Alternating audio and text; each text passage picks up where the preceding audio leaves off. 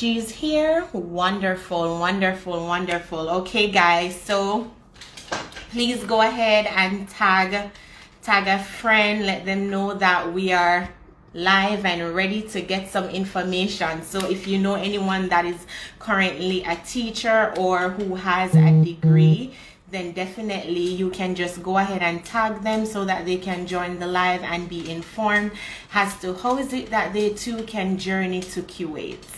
Okay, so let me see. I have a request from Connie. Okay, but before I add Connie onto the live, I just want to go ahead and give an introduction as to who Connie C Walcott is. Okay? All right, one sec. Okay, guys, are you hearing me? Let me know if you're hearing me, please.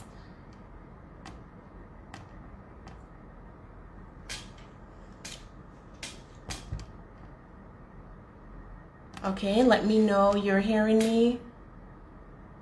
Okay, hi Stacy, thank you so much for joining. Okay, let me see, Rhonda. Okay. All right, so guys, I'm just going to go ahead and start because it's actually very late for Connie, so she should be sleeping, but she took the time out to be a part of my platform so that you guys can have an idea of what it is like living in Kuwait, living and teaching in Kuwait. Now, let me get into the introduction. So, who is Connie C Walcott? An animated personality on a mission to positively impact the world. Constance Walcott believes that we were all created by God for a purpose, and it is up to us to tap into our calling and make it worthwhile. Constance Walcott holds a Master's in Education degree in Instructional Design and Technology from the American College of Education and a Bachelor's Education in Computer Science from the Michael University College. She is currently an international educator at the Kuwait National English School. Her number one aim is to share her knowledge, skills, and experiences both inside and outside of the classroom with hope of inspiring people, especially young people, to be the best they can be. In a world where technology advances by the minute, Constance takes pleasure in keeping current and up to date so that she can always be on top of the game. Constance is a performer, a vlogger, passionista, and a strong believer in maintaining positive relationship with both family and friends, and enjoys posting on different social platforms. So I'm going to go ahead and invite Connie on so that she can tell us more about her journey to Kuwait. So, hello. Hi, Connie. Hi there. Good morning to you. Good morning. Thank you so much for having me. Thank you so much for being a part of my platform. It's really a pleasure to me and my viewers. I really appreciate it. Sure, it's my pleasure too. Awesome. Now tell us, what time is it there now? It's 4:08 a.m. Saturday Oh, morning, actually. oh wow. Yes. Wow. Okay, well, I know that your sleep was cut short because of this interview, and I really valued your time and others' time as well. So I want to ensure that I get into the minutes of the matter so that you can get some rest. No problem at all. Okay, great. So, okay, Camisa said hi, Connie. All right, Hi. now let's get into the first question. So you are now in Kuwait. Now tell us, where is Kuwait, first of all? All right, so Kuwait is in the Middle East. It is located somewhere in between Iraq and Iran. It's close to countries such as Dubai and Qatar as well. So yeah, it's right Okay. in that area in the Middle East. Yes, Asia. Okay. Oh, wonderful. All right, so let's get into it. Now, tell us, Connie, now you are in Kuwait. How did you ended up in Kuwait? How were you informed about such an opportunity? All right. So I think it was in 2017, my two of my closest friends from college, they left to come to Kuwait. At first, when they were leaving, I was like, you guys are crazy. You guys are crazy. You're not going to do that. But in 2018, circumstances changed for me. And so I Yeah. contacted them and they were able to give me the necessary information. They were able to tell me about their experience. They were able to tell me which websites I should go to and upload my resume. And then I took it from there, just applied online and applied to multiple schools, signed up on different websites. And that's where it started basically. Okay, wonderful. I mean, I know some people they are rather selfish with information, so I'm That, happy to know that you were able to get the information from your friends and they were really willing to actually share. And so that leads me to the next question. Now, they informed you about the opportunity to teach in Kuwait. Now, what are the requirements? What are some of the prerequisites that you need in order for you to actually teach in Kuwait? all right, so for Kuwait, most of the schools are international schools, international British or American schools. So for us Okay. as Jamaicans, you have to have a Bachelor's of Education degree and be specified Oh, to the area in which you want to teach. So if you're applying to teach math, your degree must be in that area. If you're applying to teach English, you must have an English degree.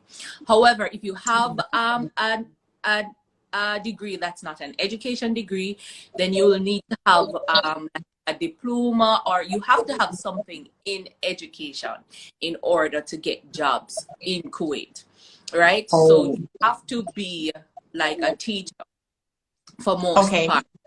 Yeah, so that's the first requirement.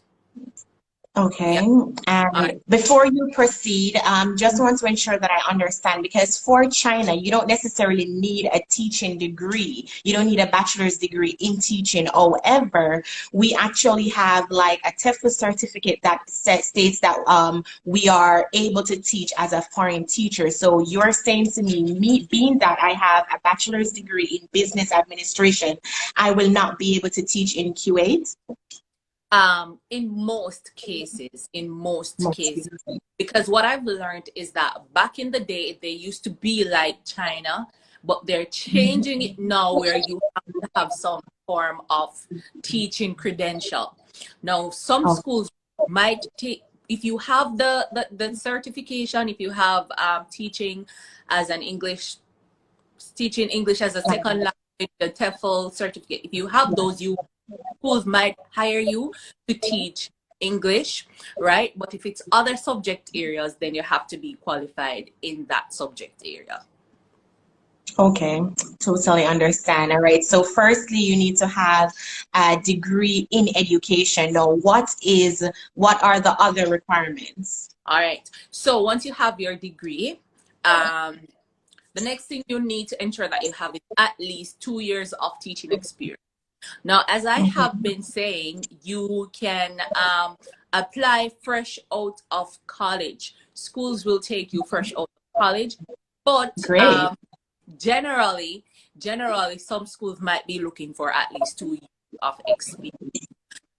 So those are the two major requirements. The other requirements would be just like documentations in order to, so you need that to start. You need those things at least to apply, right? So if you're going to go on one of the website to sign up, you need to have your degree in hand, right? Because it's going to Yeah. be requested upon from the initial stage, your degree and your transcript, right? So you need to have those in hand.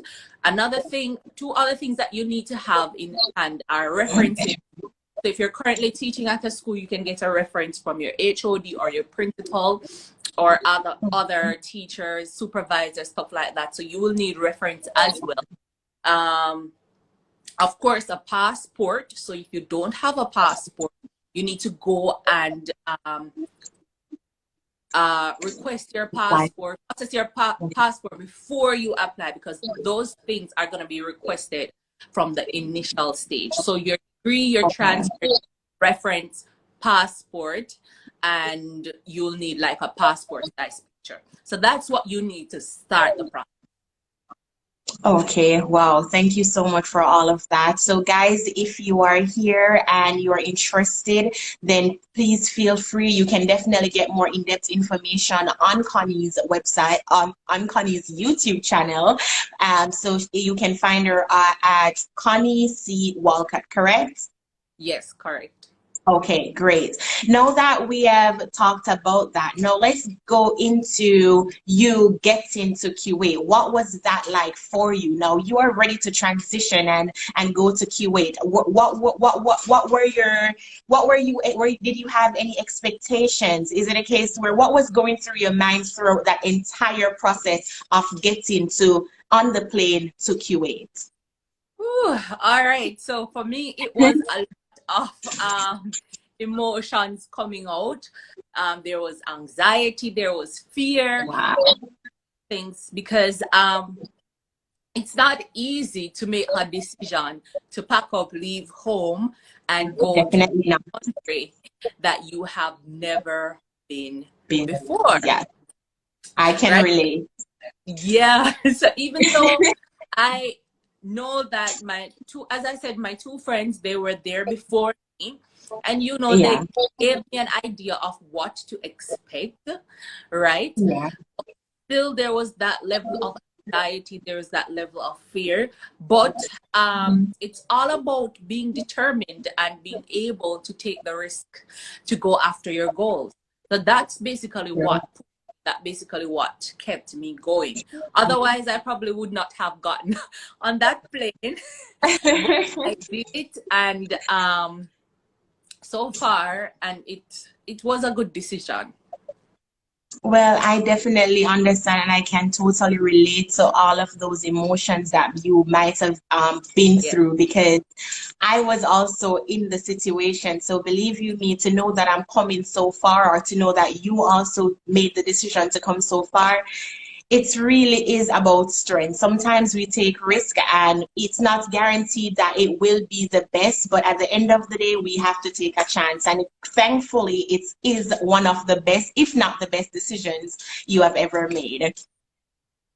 Yeah.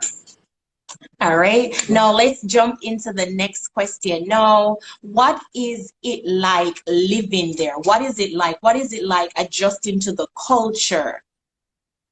Okay, good question, because I just did a culture shock video for my YouTube channel, and Okay.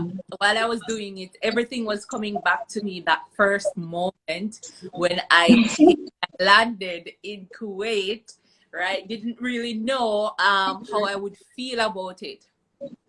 Yes, wow. So when I got to Kuwait, it was August 2018. The first thing was the heat. It's very hot here because it's very, very hot. So that was Wow. the thing that I had to adjust to, the heat, right? That's the very first thing I had to adjust to, the heat. But overall, you get used to it. You get used to it and you begin to adjust. The next thing, it's a Muslim country, guys. For those who don't know, Kuwait is a Muslim country. It's their way of life, their religion, it's everything. So there are a lot of things pertaining to their religion and rules that I had to adjust to. Like the first time I came here, I got here late. I was tired after traveling for 2 days. Wow. 2 days, and I went to bed. As I closed my eyes, I was woken up by the call for prayer. It was so loud. It was so loud, It was so loud. But over time, you get used to it. You get used to the way they dress. You get used to the food. You get used to everything. So it took some time for me to adjust. But over time, I've been here for 3 years now. So I definitely have adjusted. Wonderful. And just to get into, you mentioned that you were called for prior. Is it a case where it's something that you have to participate in, or no, you can be excused from it? No, you don't have to participate. You don't have, if you're not Oh, Muslim and you don't want to, even if you're Muslim, it's not mandatory, it's not required of you to do anything like that. okay. Someone said Wonderful. Malaysia and the call sounded Yes. Yes, so Carol is also on the live. She was actually in Malaysia, and I remember when she used to tell me that they would also because as you know, it's also a Muslim country. I think Carol, could you can correct me, or maybe you'll have mostly Muslims there. But I remember she would say how they when they're praying it can be very loud. So I can definitely relate to what you said because of what Carol actually told me. And can you imagine, right now I am surrounded by three mosques. Three Oh. mosques. And when it's Oh. time for the call of prayer, all three basically goes off at the same Oh, time. wow. So yeah, it's there. But trust me, I've gotten used to it. It's the norm now. It doesn't bother me. Yeah, it's good to be able to adapt to whatever situation that you're in. That's very good. Yeah. Now, I think a lot of my viewers definitely want to hear more about this particular question.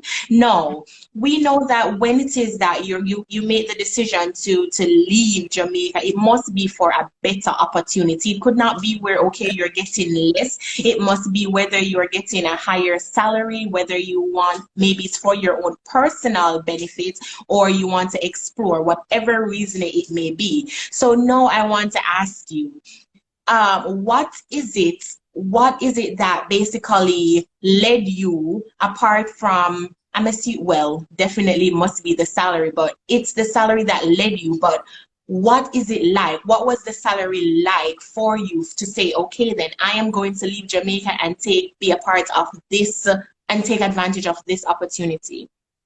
Okay. All right. So yeah, first of all, I'm not going to lie. Number one is the money. Yes. Number one, a lot of persons will try to sell To to say pretty it like, up, oh, it's yes, not about the money, but that's a yes, big part of it. I am not going to lie, that's a big part of it. Otherwise, why would I definitely. want to leave home? Why would I leave my family if it Uh-huh. wasn't for more money? But I True. just wanted to say that, right? So that's definitely number one. And then anything else comes after that. But I came for the money, but I must say, it has been a holistic experience, right? It has become for way more than just money, right? um, the experience, the opportunity to travel. I definitely enjoy that. Meeting different people, experiencing different cultures, and just getting the chance to see life outside of Jamaica. It's very fulfilling for me as a person. And also Definitely. experiencing the classroom on a different level in a different culture. You get to learn so many things and you get exposed to so many things. I mean, the best part for me though is being able to interact with persons from different countries and to experience their culture through them, right? Whether it's the way they dress, the food they eat, it is very, very for me. And over the years, I've met so many persons from uncountable amount of different countries. And yes, Great. it has definitely been fulfilling. I mean, yeah, money is important, but when you're able to connect with people from across the world, it teaches you a lot. And so, yeah, I Definitely. definitely appreciate that part of it. Yes, networking is very important. You don't know how it is that building a network with one particular person can change your life later down, or what you basically can learn from that particular person that may change your perspective on things. So I can definitely understand, Connie.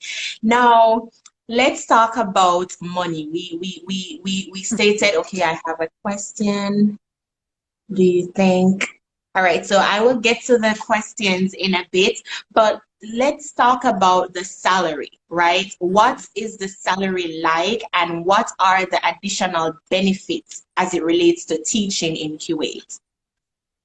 All right. If you have 2 years of experience, you might start at about 800 to between 800 and 850 Kuwaiti dinars. And you can go ahead and Google how much Google that amount.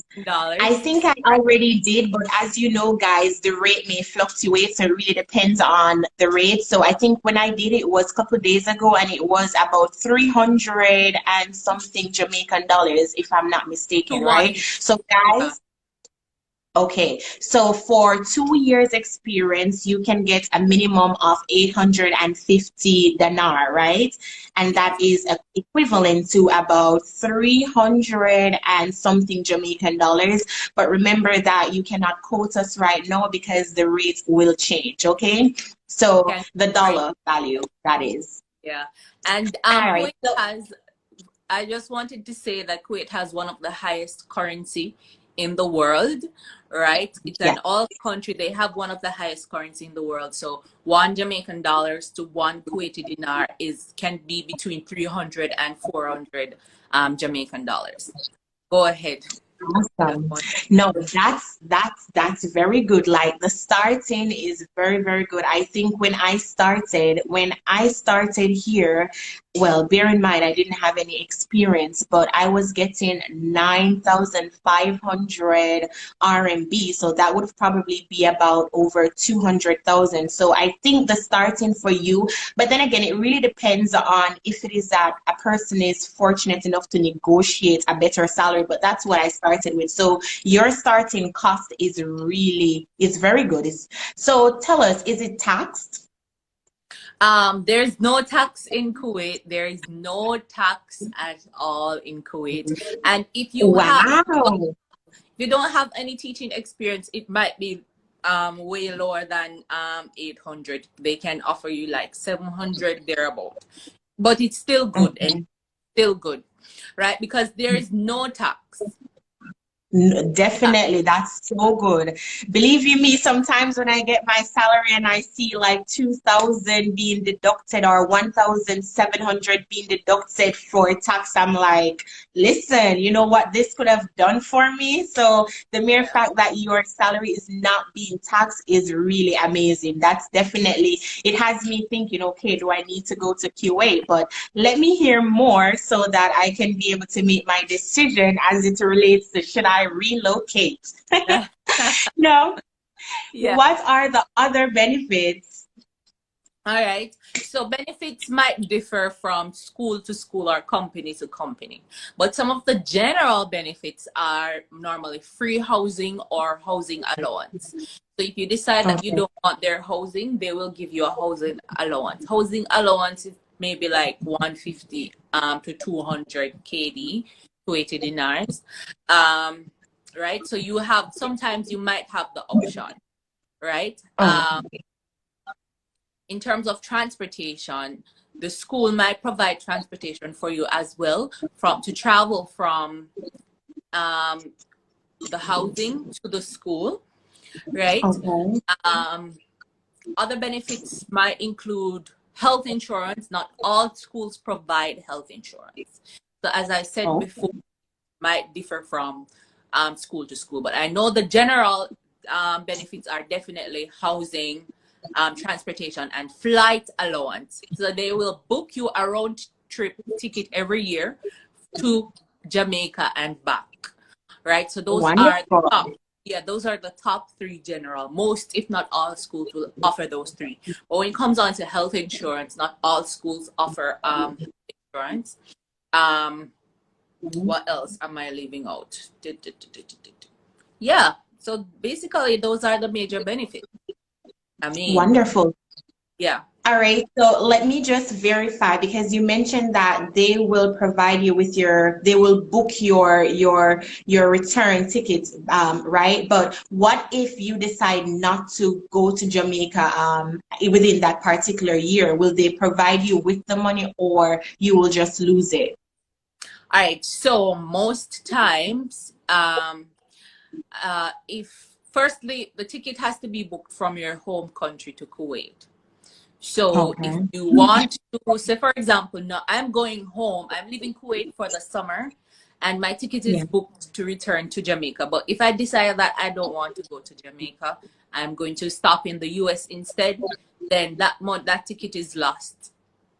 You can't Oh, get it refunded, and you have to book your own flight to the US because it's contractual. So they have to book it to and from your country every year, right? So if you decide that you want to go somewhere else, that's on you.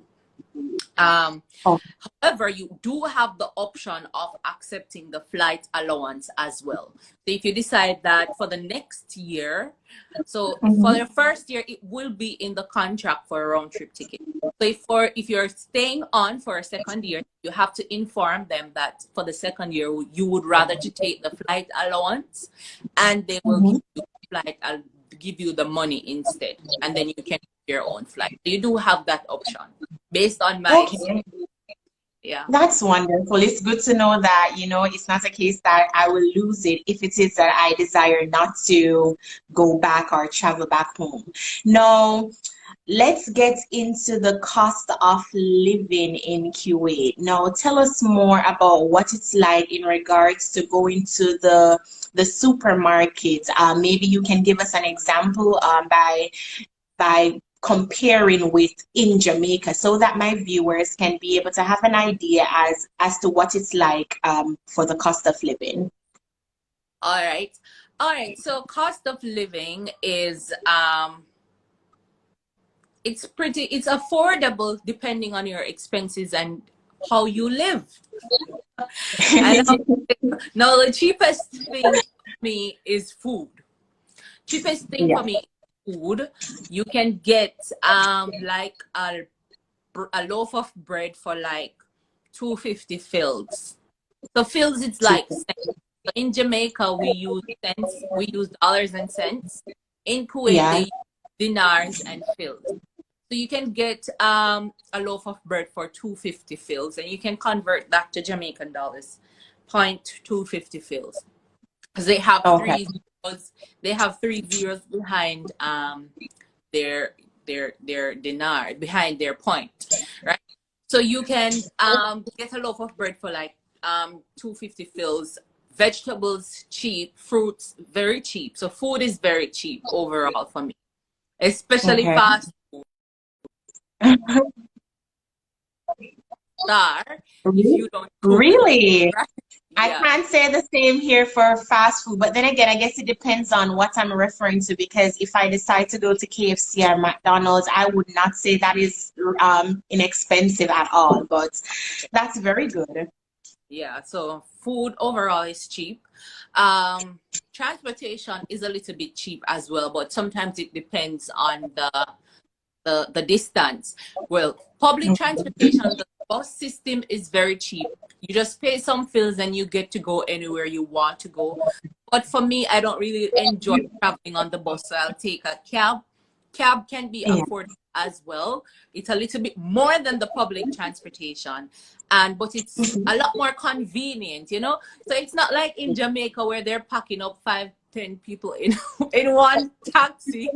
No, you get a cab for yourself. If you're going to a short Yeah. distance, you might pay 1.5 kd. If it's a longer distance, the most you might pay is 3 kd. So I find taking the cab more convenient, and it's pretty much affordable. Now, health is very expensive, especially if your school does not provide health insurance. It can be very expensive. You're paying like 50 kd to consult with a doctor. And if you have other tests to do, a blood test is like 50 kd, and you all can convert that to Jamaican dollars, right? So health insurance can be expensive. Not health insurance. Health can be expensive, especially if you don't have health insurance. If your school provides health insurance, then it might not be so bad at all. You will get along fine. But if you don't have health insurance, then you might end up paying a lot of money for it. Okay. Other than that, as I said, I don't pay for housing, so I am not sure what it's like if you need to rent an apartment.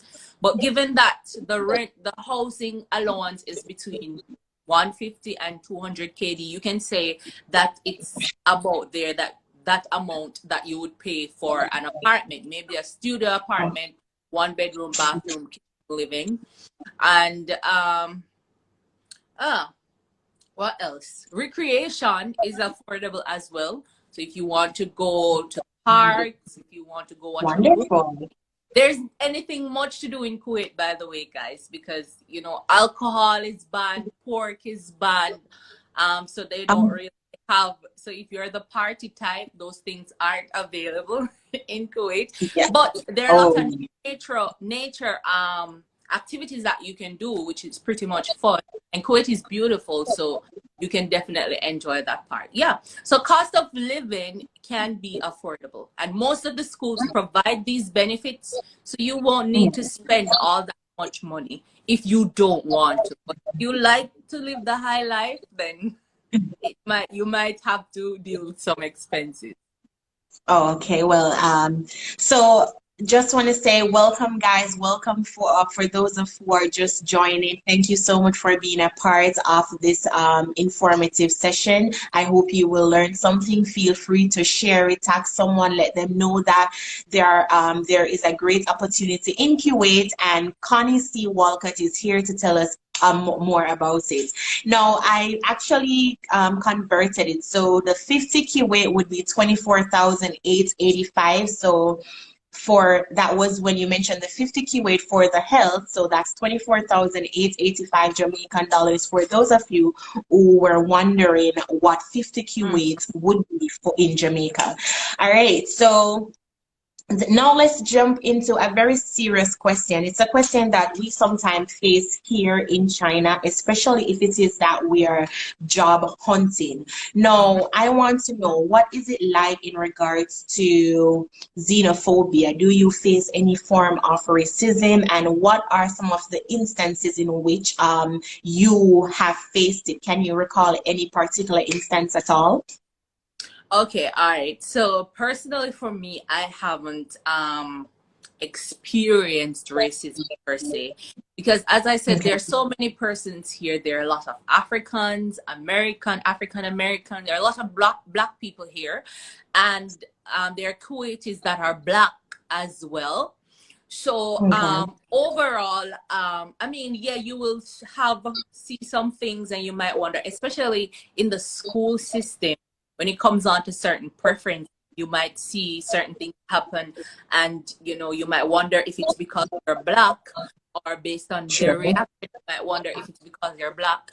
But I wouldn't say racism is an issue here in Kuwait. I haven't experienced it personally, and I would say it's here, but it's very subtle. Nobody's going to be out and treat you different because you're black or anything like that, but it's definitely here, but very subtle. Okay, that's wonderful. And as it relates to language barrier, what is it like for you when you want to maybe travel, or is it difficult for you to communicate? All right, it's not all that difficult, because Kuwait English is taught here from a very tender age. The kids are learning. So especially in the school, you don't have a problem with English. They do, the kids, they speak both English and Arabic, and Arabic is the language of the country, the original language. So they speak both English and Arabic. However, if you're speaking to like a cab driver, sometimes you might have difficulties communicating with them, because they might not be able to speak English so well, right? So if you're speaking with a cab driver, you might have a little bit of difficulty, but most times they know the basics, right? Most times they know the basics. So once you say the name of the location that you want to go, then they might say, okay, they know where it is and they will take you. Also, if you have to interact with the delivery men, sometimes it's very hard to communicate with them because those persons don't really speak English that well. But generally, overall, it's not a big barrier because English is like a second language here, and it's well spoken here, right? So it's not that much of an issue for me. I've been able to get around. If you maybe 6 out of 10 persons you pass on the street will be able to communicate with you well or more. Okay.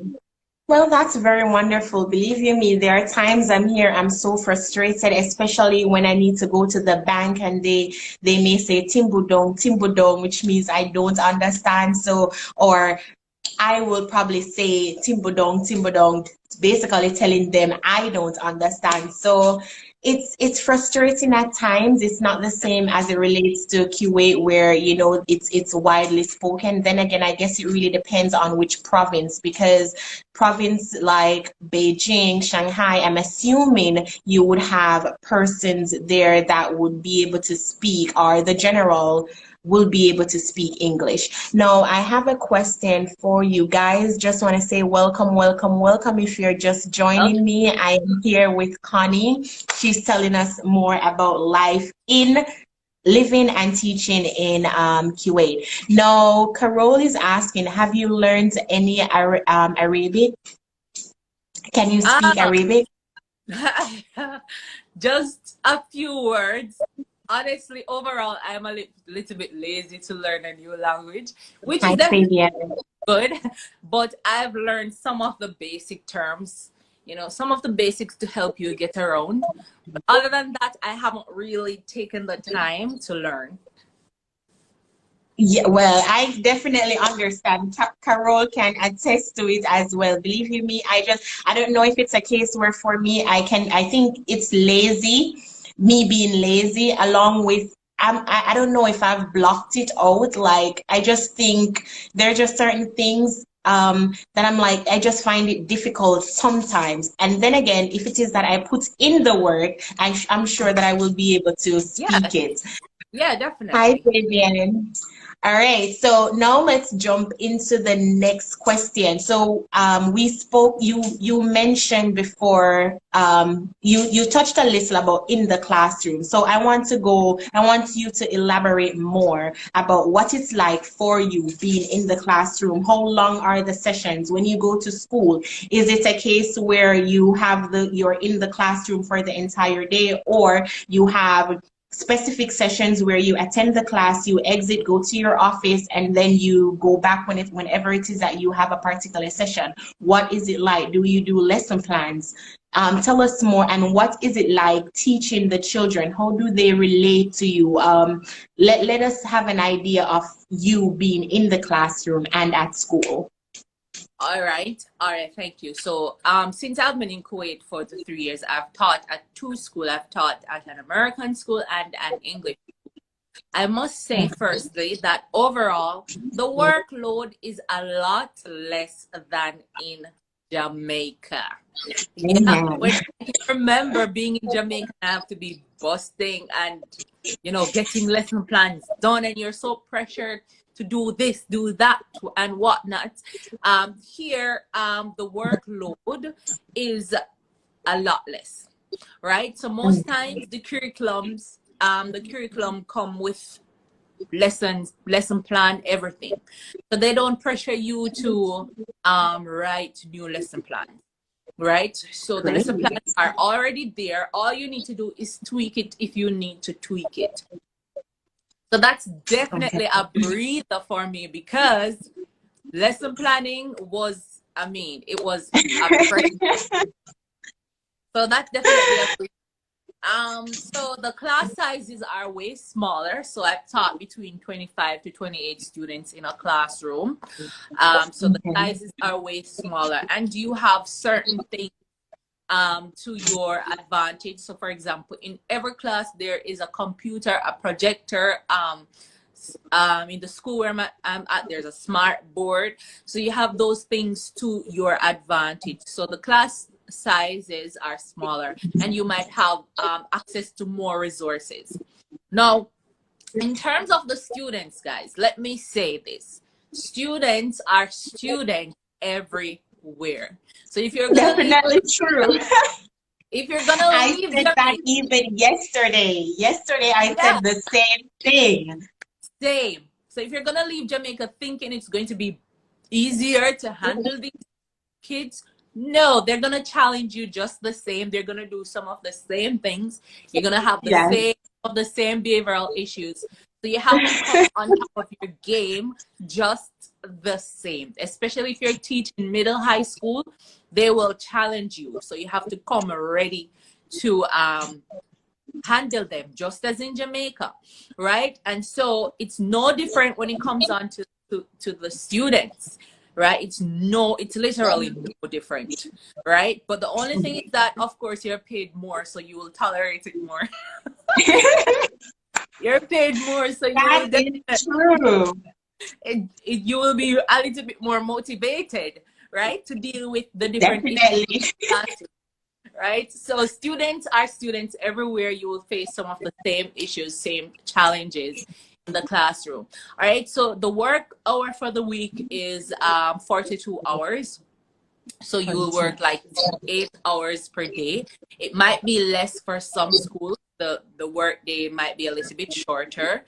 So I normally go to work from like 7 to 2:45 or 3 p.m. So that's basically what. So do you have back-to-back classes, or you have office hours where, you attend your class and you go back to your office and await the next class, or what exactly is it like? For me, I teach computer science, so I'm always in the computer lab, and the students come to me. But for other subject areas, the teachers have to go to the class. Similar to in Jamaica, the teacher just comes to your class when they have a session with you, and then they go back to the staff room or wherever they are. And then other than that, then you might have your outdoor. That's the only difference in Jamaica, guys. In Jamaica, when it's break time and lunchtime, the kids go off. They go off and do their thing. They eat lunch and come back to class. But here in Kuwait, you have to do lunch and break duty, where you have to be in the courtyard monitoring what they're doing. Like kindergarten. It's the same thing at the middle high school level. When it's break time and lunchtime, you have break duty. Sometimes you have lunch duty. And so you have to be out there with them, looking what they're doing to make sure everything is okay. So that's the only difference. Okay. Yeah. Well,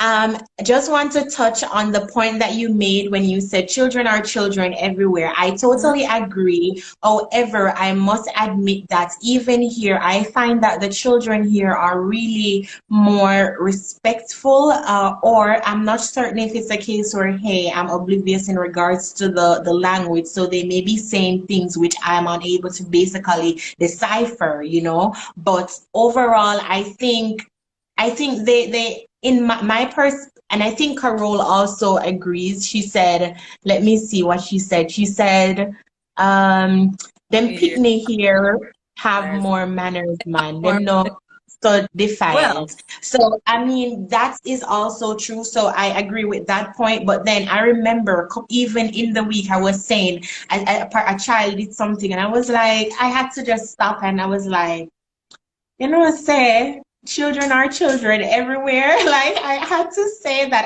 and I said that multiple times, not just during this week. So children are really children everywhere. But for me personally, I believe that I can manage the children here as opposed to the ones in Jamaica. But then again, it really depends on the person's background, I guess, or what it's, or maybe the different school. Exactly. So it really depends on. Definitely. So there are a lot of factors in regards to how it is that a person or a child would basically conduct his or herself in the classroom. And then again, maybe it really depends on the school as well. So I will not say how our children are the worst. I will definitely not say that, but I definitely find we're here, the children, I think I can manage more, to be honest. Like, I'm just thinking being in the classroom in Jamaica, and the kids would probably be like, you know, teacher Kiki or Akelia, you know, they will definitely be more defiant, I think. So Carol also asked, is there any big difference in regards to like a private school as opposed to a government school? Are there any differences? All right, so the government schools, the curriculum is taught in Arabic, right? Okay. Arabic. So most time, if you're going to the government school to teach, you might have to know Arabic, right? So that's why international teachers mostly teach at private schools, the international schools. Yeah, so definitely. Okay. Yeah. So for example, like me, I couldn't teach in the government school because the language that's mostly used there is Arabic. Okay, But in the understand. All international right. schools, it's strictly English. The curriculum is taught in English. Okay. All right. So we just have a few more questions to go so I can get you. I don't think you may go back to bed, but I definitely value your time. So, you know, I need to hurry and wrap this up. But I really want to know, I really want to know, how were you affected when the COVID struck? What was it like for you in Kuwait when the coronavirus came? Wow. I mean, even though I'm still being affected by coronavirus. So when That's understandable. yeah, when it came in March, we had a complete lockdown. And then we had to go online. I was stuck here for the entire summer. So I was here for the summer, locked up in my apartment. Couldn't go out. Oh boy. So hot, guys. You think you have experienced heat before? The heat here, especially in the middle of the summer months. Oh boy. No. So I can just imagine your light bill then. Well, I don't pay utility bills, but True, but the school. yeah. But trust me, imagine you're in the middle of a pandemic. There is a complete lockdown. And in the day, you can't really even go outside to take a walk because it's so hot. If you even feel a little breeze, the breeze, it's like a blow dryer. You know, when you turn up the heat on your blow dryer, it was horrible. So being stuck inside, not being able to go outside, it was horrible, right? But oh boy, that was horrible. But over time, you know, the measures got less strict. I was able to adjust to the online teaching over time. Yeah, so that was the major issue for me. I mean, even if you're stuck in a pandemic, at least you can go outside and take a walk every now and then. But here, I could not do that. Nothing could have, no outdoor activities could take place. Not even to go on your balcony or downstairs to get some fresh air. I mean, if you do go down, you can't stay very long because it's so hot. So what was it like for you then in regards to getting your grocery? Right now I'm so hot. I don't know what's going on with the AC, but what was it like getting grocery within that time? All right, so to get grocery there, the government made an app where you had to use the app to create an appointment. So you first have to go on it. You could only go like once a week or once every 2 weeks thereabout. So you go on the app and you create your appointment, and then you just run from the house into a cab, and then when you just and go straight into the supermarket. But the thing is, everywhere have like a AC unit, right? So even the corner shops, we call them bakala. Even though corner shop have air conditioning. So just like you have corner shops and stuff in Jamaica, they do have corner shops here. But even those shops have air conditioning. That's because of the heat. Everywhere you go, there's air conditioning. So once you get out of the apartment into the cab and then get into the building where you're going, then you should be good. But if you're supposed to linger in the heat, Oh, believe me, I don't think it's hot here, but I'm sure it's nothing compared to where you are. And when I think about going outside, I'm like, no. So I can just imagine. I can just imagine. Other day, Kuwait was named the hottest place in the world. I was reading it. The other day it was named the hottest, and they said this summer is going to be one of the hottest yet. So I can't wait to get. I saw that as well. I saw that as well. Get out! I can't wait to get out. Oh my. So, all right. So now that we spoke about the coronavirus, how is it now? Are you able to travel? Like, let's say you want to take a vacation and go to another country. Is it convenient for you to basically just go to another country, and will it be okay for you to re-enter Kuwait? All right. So right now, after Ramadan, they canceled the curfew and places are beginning to reopen malls and stuff like that. So things are going back to normal where that is concerned. In terms of travel ban, they have a long list of countries that are on the travel ban list. For me, it doesn't really affect me because I travel through the US and you are not on the list. But but UK is on the list, UK is on the list, and other India and those are on the list. So a lot of persons are affected by it, right? A lot of persons. But for me, it didn't affect. I haven't been affected in terms of travel, leaving Kuwait and coming back into Kuwait. It hasn't affected me. Not hopefully it won't, because every day they update the list and they might add another country, right? But for now, I am safe because I travel through US.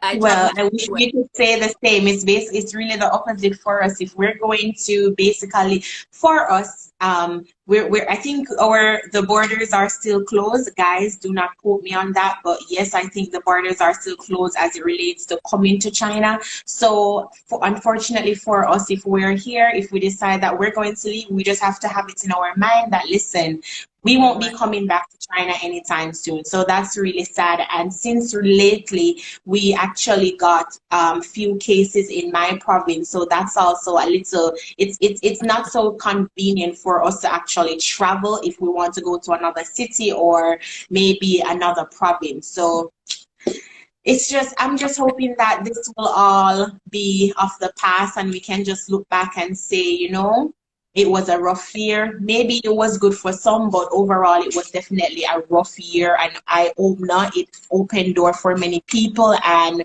it basically taught myself included, a lot of people, a lot about themselves. Now, what about the vaccine? One final question on that. What about the vaccine? Are you guys being informed that you need to be inoculated with any particular vaccine?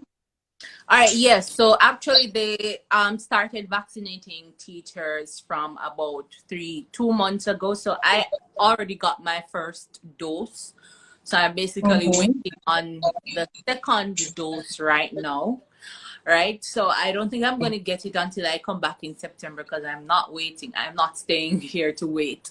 But what they do, you can, if you have 1 dose of the vaccine, you can travel. But when you come, you have to do a COVID test, and you might have to do like a week of quarantine. Right. So if you have 1 dose or 2 doses, and they do have a list of vaccines that they go with. For example, there's Pfizer and AstraZeneca, some others on the list. So if you're outside and you're coming in, you must be vaccinated with one of those vaccines on their list, right? But as I said, I've gotten the first dose. I know once September comes, the schools are going to be requesting for teachers to be fully vaccinated, right, in order to come into the classroom to teach. And so that's why I've made the decision to go and take it. I got the first dose. I'm looking forward to take the second dose, hopefully soon. And yeah, once you so a lot of countries are banned, but a lot of teachers got stuck out of Kuwait during that time. So they said by August 1st they will allow expat teachers to come in, you know, so that they can start the new school year for September. Wow, that's wonderful. It's good that they're able to actually state exactly when, as it relates to here. I don't think there is a date to say, okay, to say this is when they will start accepting. Now, thank you also for answering the question. I was going to ask if you would be required to be quarantined, which you mentioned. So thank you so much for diving into that. Now, I want to know, I read something that I find very interesting. Now, based on the fact that Kuwait is a Muslim country, right? I read that if it is that you are single or if it is that you are dating, you are unable to basically reside with your partner, or if you do decide to go on a little mini vacation, being an unmarried couple, you cannot book a hotel together. So give me some more information on that. How do couples manage? How do unmarried couples manage as it relates to the law, because it's a law there? So how do they manage, and do you think that because of such law persons would hesitate in regards to relocating to Kuwait? All right, so yeah, I get this question a lot because so persons always ask if they can travel with their common law spouse or something like that. It is strictly prohibited. It's a Muslim country, and so you have to be married. Excuse me. If you want to live with your spouse in Kuwait, you have to be married. You have to be married. Okay. If you are living with a spouse in Kuwait, you are living outside of the law, and if you get caught, you might have to face some very rigorous penalties. So you definitely don't want that. Careful. Yeah, you don't want that. You definitely have to be careful with that. Even what you do in the public in terms of relationships, you have to be careful about that. So you can't be out in the public showing all these physical affections and stuff like that. You can get into trouble for that. Even the other day, it was in the news where a couple got in trouble in Dubai. It's basically similar rules here, right? For taking pictures in bikini and stuff like that, persons. And if you get pregnant out of wedlock in Kuwait, you will get into trouble. You will be imprisoned. Even as an expat, right? An expat. The rules apply to everybody. The rules apply to everybody, right? So if you come here, you better be careful when it comes on to those things, because you will get in trouble. You will be imprisoned, right? So you want to come here with your spouse, you have to be married. If you come here, I mean, I can't really say if people date. I know people that will hang out. You have to be subtle with that, right? So the thing is, you can't just be out in the public and doing what you want to do, like in Jamaica or on our side of the world, right? But you just have to be careful, and you have to ensure that you follow the laws of the land and keep yourself out of trouble. Definitely. Guys, thank you so much, Connie, for highlighting that. That's very informative, because I was thinking, okay, maybe a particular form of affection would be okay. But now that you have enlightened me and you have enlightened my viewers, I'm sure anyone thinking about going against that will reconsider, because guys, you're going there to make money. You know, you're going there to experience. You were already informed about the policies, the regulations, the rules. So try not to go there and decide that you're going to break it, okay? Because it will not be pretty. And if you think Kuwait is strict, You want to go to some countries such as Saudi Arabia, and that Arabia. absolutely strict. I mean, I Kuwait. read about that. Yeah, Kuwait is a lot more accepting than a lot of other countries here in the Middle East. It's one of the countries that will allow you to come and be you, be a Christian and stuff like that. In other countries, it's a no, right? So yeah, that's definitely something you need to consider, because not everybody wants to leave their spouse and stuff like that. So yeah. Yes. That is true. So, guys, whatever opportunity you do decide to embark on, ensure that you do the necessary research. Do all of the research that you need to do, because at the end of the day, you don't want to say, okay, I didn't know. They Do don't your research have any rules like that in China, though. You're free to date regarding. like that in China. No, we don't. We don't, because I would go on the road and I will see the Chinese couples, they're hugging, they're kissing, they're like, listen, get a room, you know? So they don't have any rules like that here. But in regards to like religion, you know, it's not so open where you're going to be like on the streets, you're preaching, you're spreading the gospel. You have to be subtle in regards to that. But You really, can't Kuwait, that's strictly prohibited in Kuwait. You can't be on the streets evangelizing and stuff like that. So I can only imagine. I can definitely imagine. Based on all that you have said, I can only imagine. Now, we are really on our last two questions, and then what I will do is I will quickly take some questions from you guys if you have any. So the question that I have for you, let me see. What are some challenges you encounter, and how were you able to overcome them?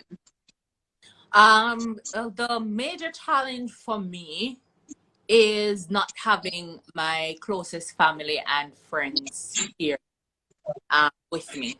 That's the major challenge. I mean, if they were here with me, I could stay in Kuwait for a very long time. So that's a major challenge, knowing that, you know, so many things are happening in Jamaica and you're not able to be there for them physically. That's definitely a challenge. And sometimes I get extremely homesick. Sometimes I'll be sitting here and saying, I should be at home right now, right? So it does hit you sometimes when you realize that, listen, your family, everything is back in Jamaica and you're here basically alone. I mean, and even if you have friends, I mean, it's a pandemic, so you can't really be out. No. So it was mentally challenging, especially during Corona time. You're stuck inside. You can't even go out. Your family and friends, they're back in Jamaica, and it's really tough. And not a lot of persons can do that. You know, especially if you have a child, and stuff like that. It can be very hard. I know persons who have been stuck here for the past 2 years, haven't been able 2-3 years, haven't been able to go home to see their kids and stuff. It can definitely take a toll on you. So I've definitely that's a struggle. That's the biggest challenge for me. The biggest challenge for me. And I still struggle with it even now after being here for 3 years. Even I understand. I think we all go through that period in time when we just feel like we want to leave, or we just want to be around our family, and it gets daunting sometimes. But so I think I get what you're saying, and I'm sure many others, both in Kuwait, China, wherever they are, if they're away from their family. The thing is that it's not so accessible. Like, you can't just, it's not like you're in Florida and you say, okay, I'm going to go to Jamaica, and you can jump and you arrive in Jamaica within like 2 hours. So we're so far away. The flight is probably 15 hours long. And that's just to get to the US, you know. So I can definitely understand. Miss you too, Shani. My cousin is on the line. Hi, welcome. Thank you for being here. So she misses you. I just want to say this, and I mean, you have experienced the distance when it comes to travel too, right? Yes. So even now I'm coming to Jamaica and I have like a 14 hours flight. So that can be very draining physically as well. So if you know you're not the person to be flying for 15, 16 hours, trust me. Yeah. Yes, believe Challenge. you me. I remember sleeping and waking, sleeping, and I'm like, I'm not there yet. It's just so, oh, Are we there yet? so yes. Yeah. No. So I wasn't, but so okay, so one of the challenges that you have is the mere fact that you are so far away from your family now. What are some of your coping mechanisms? How are you able to basically reach to that point where you are contented with the fact that okay, this is the situation and this is how I am going to overcome the situation? All right, the first thing is whenever this happens to me, whenever I get that feeling, the first thing I do is to go back to the reason why I came here in the first place. And I think about why I came here in the first place, how it has been helping me and my family, especially financially. I always go back to that. Once I'm reminded of why I came, I can. It gives me a little bit of an ease to say, all right, I'm here for a purpose. I'm here for a reason. I'm here to achieve my goal, and soon I'll be with my family. And then Sure. there's technology, so you just have to keep in communication, in contact with your family 24/7. I mean, I'm between breaks, I'm speaking to my family. Like I am there speaking to them. And even though there's a time difference, a big time difference, because when I'm going to work, they're going to bed. When they're going to bed, I'm going to work. So anytime I get, if it's even a little 10 minutes call, video call, a little 5 minutes video call, we're doing that. And it takes time for them to adjust as well, because when I came Sure. here, every night I go to my bed, my phone is ringing, people are calling and texting me. Yeah. Couldn't sleep, but over time they get used to it and then go, all right, let me check the time to see what time it is in Kuwait now before I call and stuff like that. So it's just about keeping that momentum going and always staying in contact with your family and friends back home. Definitely. And believe you me, up to this day, you will have people call me at a particular time. So I know that they're not, they're not cognizant as, okay, this is the time difference. They're not really thinking about it, but I understand what you're referring to. And you touched a very important point. You mentioned that I think you said something along the line, not quoting exactly what you said, but you were basically saying if you're not mentally strong, if you're not mentally prepared to endure all of this, then maybe traveling to another country, especially being so far away, is not necessarily the best for you. Because believe you me, if you had asked me 2 years ago or 3 years ago if I would recommend China to anyone, without a doubt, I would say definitely. And I still would recommend. However, what I would say to people is you have to know who you are. You have to know what you're able to tolerate. You have to know how much you can be able to cope. You have to assess yourself to see, okay, will I be able to survive? Because to be honest, especially in the COVID time period, a lot of people, including myself, sometimes I'm just in bed, I'm feeling depressed. Is not at a state where I'm going to be like going to depression or a level 5 or anything like that. But it's that moment when you're like, I don't know if I can do it. Like I miss home. I miss doing this. I miss having, so it's really that moment that you just feel like, what am I doing here? What am I doing with my life? Why am I here? Exactly, all of those things just come in you're just there thinking, and you just have to try to break yourself from that moment, because if you don't break yourself from it, it's going to lead you to a point where you may not be able to return. And also, the greatest thing that I would say is the mere fact that technology exists, because if it was not for technology, what would we have done? How would we be able to communicate with our family and friends, especially in those times when we just feel like, you know what, I can't bother. So I definitely You know what's understand that. important to Akeelia? Building relationships with people who are in that country with you. Definitely, In Kuwait, definitely. I have met a number of Jamaicans and I've connected with a number of Jamaicans. That really helps, you know, to know that sometimes you can go out and hang out with a person from your home country and have a good laugh and you can talk your patois and you just Yes. can definitely help. So it's good to build relationships. Or even if you connect with persons from other countries too, it definitely can help. So don't be, not everybody really likes to be, you know, but don't always be alone or try to meet people and try to That create is true. connections.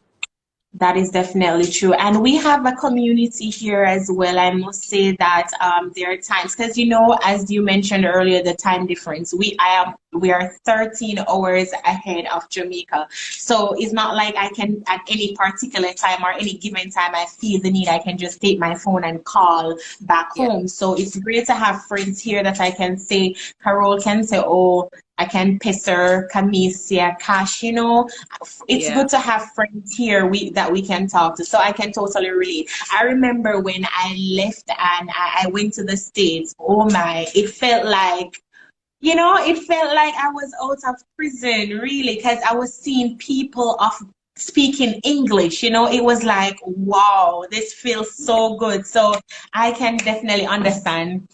So we are now on to our final question. And I really want to know, Connie, what advice would you give to Jamaicans who may be considering coming to Kuwait? What would you say to them?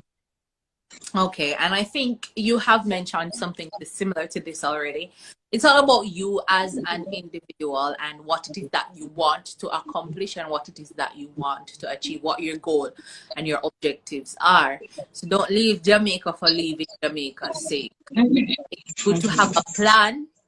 It's good to have a plan and it's good to have your goals outlined and say, okay, I want to teach abroad for this reason.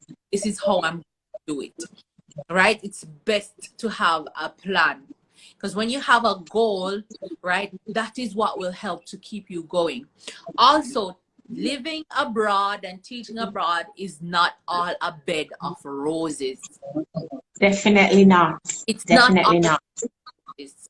You will face challenges both in the workspace and in your living True. space, right? And so you have to ensure that it's something for you first before you make the decision.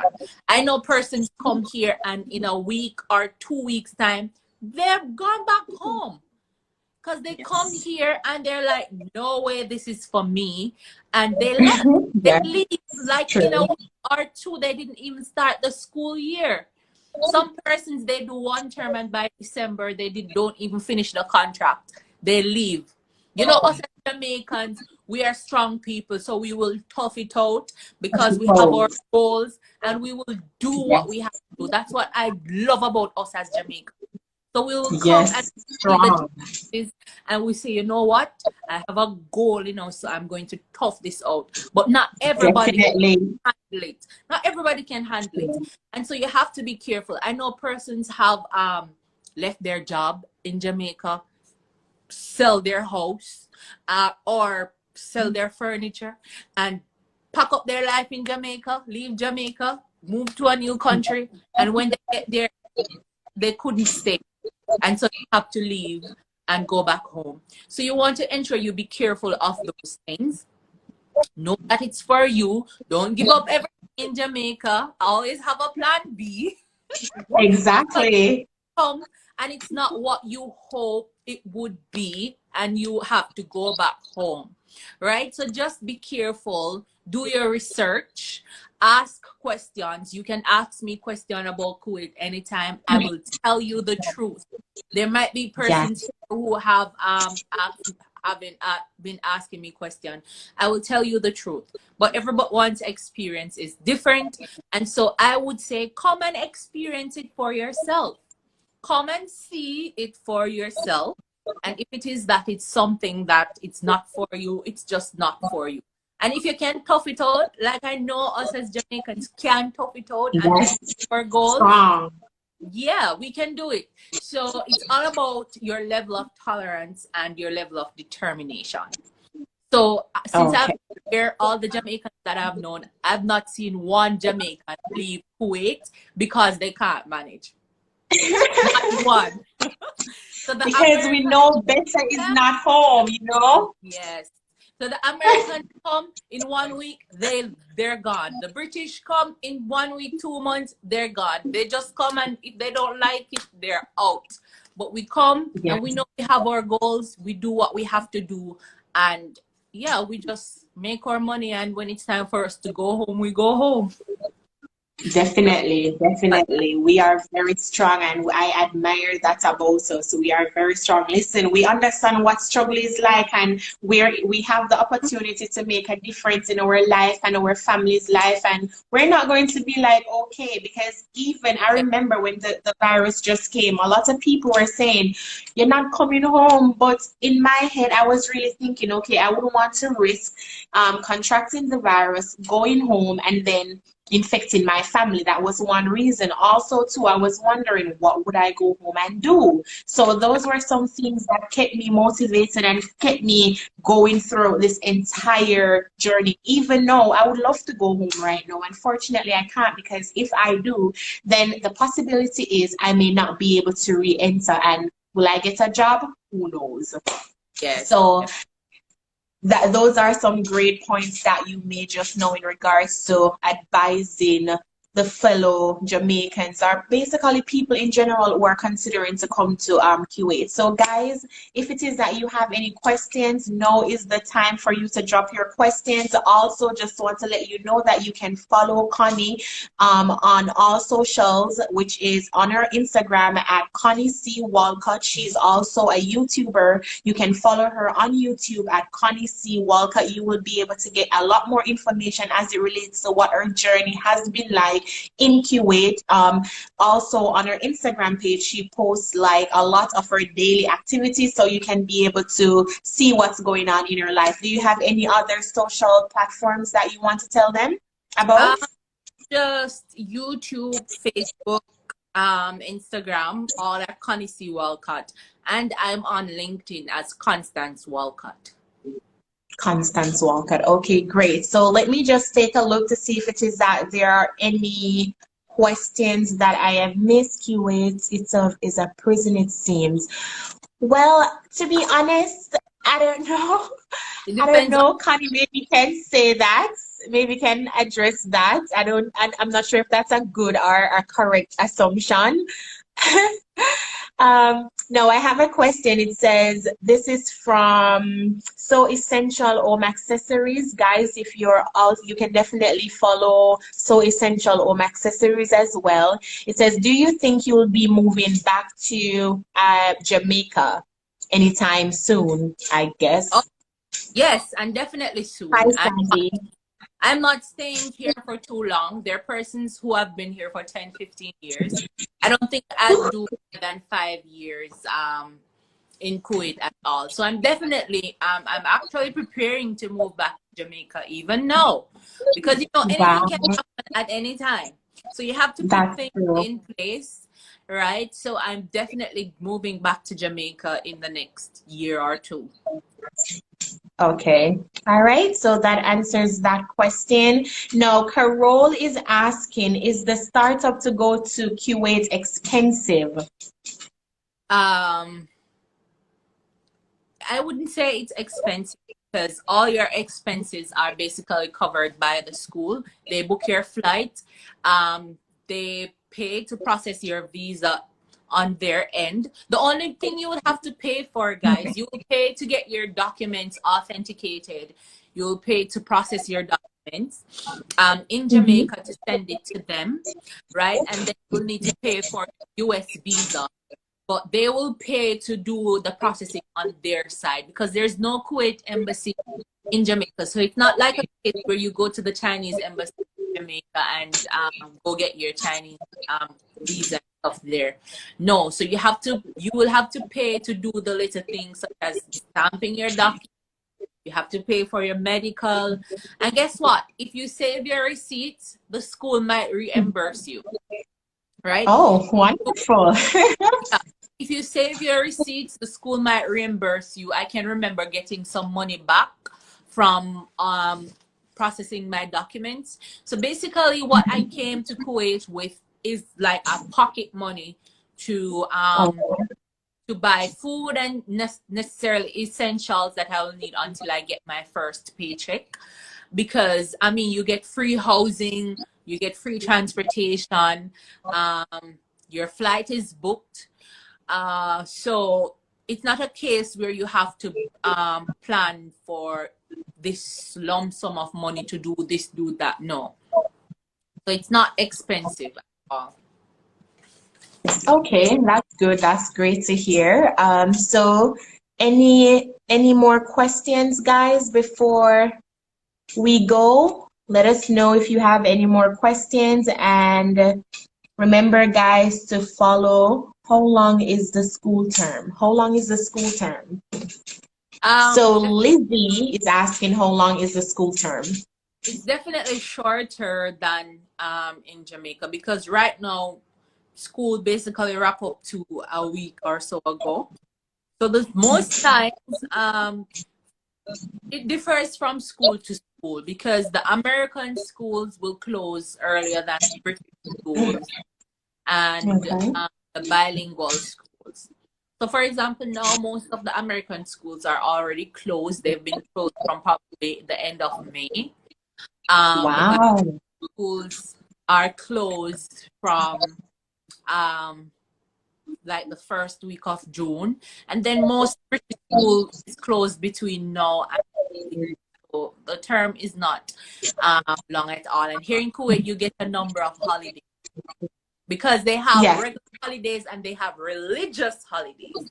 So that's definitely a plus, because sometimes you might have like the Prophet's birthday and stuff like that. So you get a number of holidays.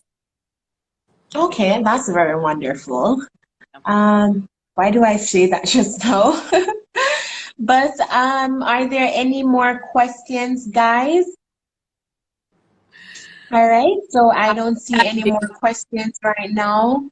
So Sandy Heron is saying, I think Kuwait has a lot of benefits. Welcome, Sandy. Welcome, guys. You can also follow Sandy on Instagram and on YouTube. So Sandy is actually in Japan. I did a video with her before where she told my viewers the benefits or what it's like really living in and teaching in Japan. She also is an author. Guys, you can check out our Instagram page for the name of her book, so you can go and buy it and find out what it's like for her journey into the unknown. Welcome, Sandy. All right, let's see who. Yes. Oh, yes, Camisa. So they follow the schools in the US. So I guess based on the fact that they're an American school, they would have the same closure. And will you start in August or September? You said in September, right? Because I think with American school, they start in August. For teachers, it's definitely August, because you have to go and prepare for so maybe the last week of August thereabout, or the last 2 weeks of August. You have to go back to it by then. Prepare for. Welcome, blood_link. Okay, well, thank you so much. I don't see that we have any more questions, but guys, as I mentioned, if you do have any more questions about life in Kuwait, do not hesitate to jump over to Connie C Walcott's Instagram page. You can send her a DM. You can go and check out our YouTube channel, which is Connie C Walcott. You can ask the necessary questions, because listen, we can only learn by asking questions. Okay, if you sit there and keep quiet, you will not get your answers. So go ahead, follow her, subscribe, and do the necessary things. Also, guys, follow Sandy Heron, who is in Japan. So if you're interested in going to Japan, then you can definitely follow her, subscribe to her YouTube channel, and learn more about what it's like living in Japan. I also have some business pages here that I want to shout out. So we have So Essentials Home Accessories, where you can get all your home accessories. So you can follow them on Instagram and on YouTube. You also have my business page, which is slickchick_treasures1. So you can follow me on Instagram and on YouTube. I have a promotion going on where if you purchase any item or if you tag 3 people, you will be able to win a cake mixer. So, and we have Rudiana's Emporium. Oh, sorry. No, you go ahead and finish. Okay, so we have Rudiana's Emporium and Mara Marketing that you can also follow. Connie, I think you have a business as well. Is that correct? Oh, wait, there's a question.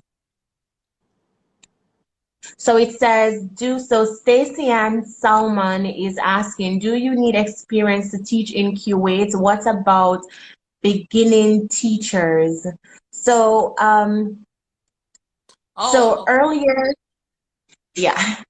earlier we spoke about that, but you definitely don't need any experience in teaching. Am I correct, Connie? Yeah, you can be first out of college, but ensure that you have your degree in hand. So you need to have your degree, because I know once you finish, it takes some time for your degree to be processed, right? So you need it in hand to apply. So once you finish and you get a degree, you can apply. Okay, but you can head on over to Connie's website. Oh, and for Connie's business, it's curvysistern_boutique. So guys, go ahead and show her some love. Follow her up and place your order. I think you can only pre-order right now, correct? That's what I saw on your story. Yes. So, all right, so Connie, thank you so much for taking the time out to be a part of my video and sharing the information with my viewers. I'm sure they have learned something, myself too, learned things I didn't know. You definitely educated me on that. So thank you so much for your time. It's definitely my pleasure. Okay, and you also have Education JA? Yeah, Education JA is an online magazine for parents, teachers, and students. So it's not necessarily a business, but you can go over there and access resources, education resources. Yeah. Okay, awesome. I'm not sure if I'm following as yet, but I'll definitely go ahead and see if I am. If I'm not, I will follow. Awesome. Okay, so thank you so much again, Connie. And guys, this is where we leave it. So thank you for being a part of this discussion. I hope you were informed, and head on over to Connie's website. I will share the live. Head on over to Connie's page, all social platforms, so you can learn more. Okay, guys? See you soon. Bye. Remember to save or Yes, don't. Yeah. Okay, let's see if I can do this. Okay, bye. Bye.